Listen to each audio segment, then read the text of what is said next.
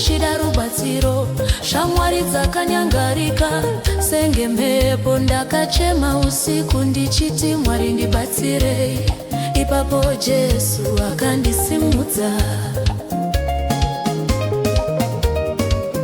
Ndikafunga zvese zvandakafura, ndinoona ruoko rwenyu rwakandishengeta.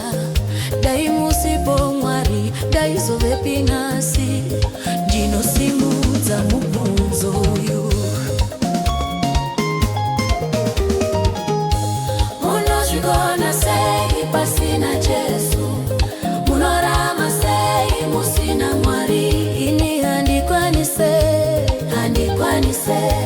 upenyu wangu uri muna Jesu. Munozvigona sei pasina Jesu? Munofamba sei musina chiedza? Ini handidzoki, ndakasarudza Jesu zvachose. Pandakanga ndawira pasi pakanditsika, asi imi Mwari makati simuka mwana wangu, makandipukuta misodzi yose. Mukati memarwadzo makandiporesa. Vanondiona nhasi vanoti ndine rombo rakanaka, asi havazivi kuti inyasha dzaMwari. Ndakarowa nemhepo asi handina kudonha, nekuti Jesu ndiye foundation yangu. Kana ndichifunga rudo rwenyu, moyo wangu unorira nekutenda. Handinganyarari, handinyare, ndichapupura pamberi pevanhu. Munozvigona sei pasina Jesu?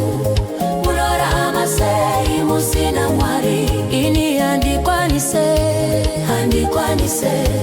upenyu wangu uri muna Jesu. Munozvigona sei pasina Jesu? Munofamba sei musina chiedza? Ini handidzoki, ndakasarudza Jesu zvachose.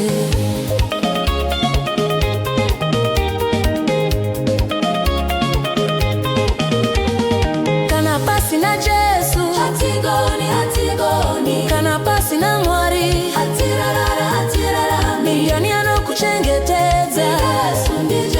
Ndiani anokurira?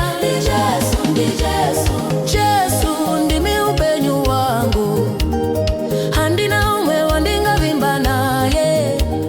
Ndimi nzira, ndimi shokwadi, ndimi chiedza changu.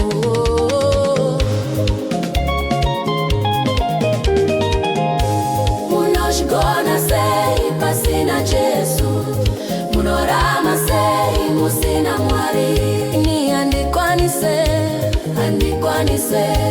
upenyu wangu uri muna Jesu.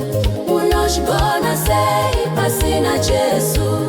Munofamba sei musina chiedza? Handidzoki shure, ndakasarudza Jesu zvachose.